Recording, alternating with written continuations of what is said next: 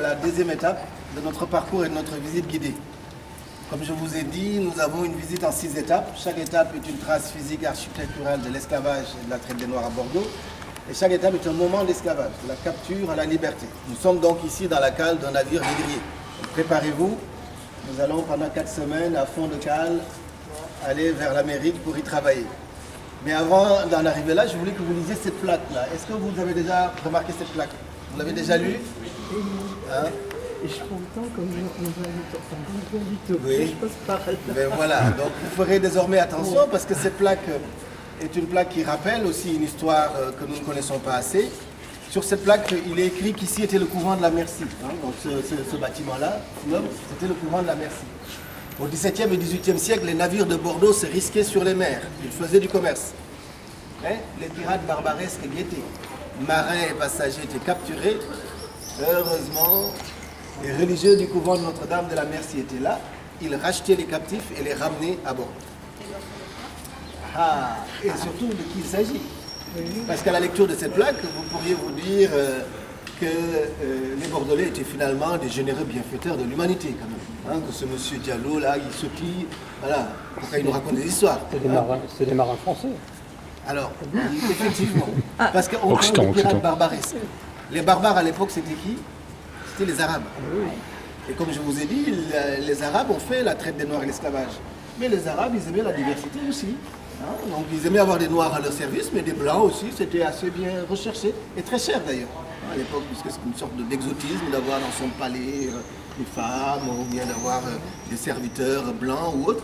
Et donc, les esclaves que les Bordelais allaient racheter et qu'ils ramenaient à Bordeaux étaient des esclaves blancs et chrétiens. Blancs et chrétiens. Et ce qui est très intéressant, c'est que ça se passe à la même période. C'est au XVIIe, XVIIIe siècle.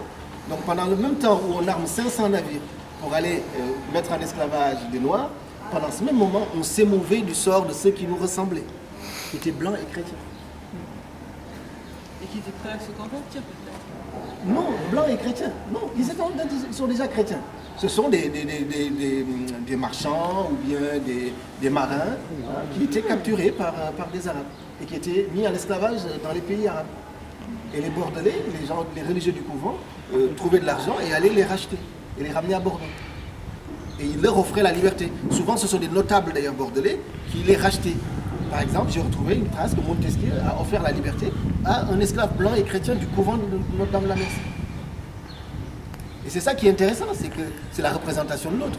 Il y a les mauvais esclaves, ce sont les blancs et les chrétiens. Ceux-là, ils ne peuvent pas rester en esclavage, on peut aller les chercher, s'émouvoir de soi. Puis il y a les bons esclaves, ils sont destinés à ça. Et on ne peut pas dire, enfin les Bordelais ne peuvent pas dire qu'ils ne savaient pas ce que c'était que la condition de l'esclave. Ils savaient, même s'ils étaient très loin de l'Amérique, même s'ils étaient très loin du monde arabe, des pays arabes, ils savaient ce que c'était que la condition de l'esclave. Mais ce qui les émouvait, c'était le sort de ceux qui leur ressemblaient. Ceux qui ne ressemblaient pas, est-ce qu'ils avaient une âme ou non, est-ce que ça ne les intéressait pas. Voilà. Donc ça, c'est important de le noter. Cette plaque, d'ailleurs, pour les journées du patrimoine, on est en train d'envisager une installation ici, hein, pour révéler ça, parce que bon, très peu de gens font attention à ça. On va essayer de faire des sortes de grandes plaques comme ça, qu'on va poser ici ou là, pour que les gens puissent aussi connaître cette part de l'histoire de l'humanité, qu'on ne dit pas assez et qui existe. Hein, et qui permet de mettre en perspective aussi le racisme, hein, la représentation de l'autre. Donc voilà, donc ça, on prépare ça pour la veille, je crois que c'est le 18 septembre, parce que les journées du patrimoine, c'est 19-20. Pour le 18, on fera une installation au soir ici. Vous serez invités si vous allez sur notre site internet. Voilà. Alors, nous sommes dans la cale d'un navire négrier. La particularité de cette histoire, c'est que c'est une histoire sur laquelle nous avons des traces, nous avons des archives, puisque c'est un investissement. On est dans un système capitaliste. Lorsque l'armateur bordelais monte son opération, il confie à un capitaine son investissement. L'investissement, c'est le bateau, mais c'est aussi les marchandises. À la fois les marchandises destinées aux colons en Amérique, mais aussi les marchandises destinées à l'échange en Afrique d'esclaves. Donc, le capitaine a l'obligation de tenir ce qu'on appelle un journal de bord, une comptabilité précise des mouvements qu'il y a dans le navire. Voilà. Et c'est grâce au journal de bord qu'on sait exactement ce qui s'est passé et le nombre d'esclaves qui ont été déportés. Là, je vais vous parler du journal de bord d'un navire négrier qui s'appelle le Patriote. Le navire Le Patriote est armé par les frères Jourlu. Pour ceux qui connaissent Bordeaux, il y a un cours Jourlu-Aubert qui se trouve du côté des Chartrons. On parlera de ces rues, puisqu'on a quelques héritages comme ça de rues. Donc l'armateur, c'est les frères Jourlu. Donc il confie le navire, donc le Patriote, à un capitaine qui s'appelle Paul-Alexandre Brizat.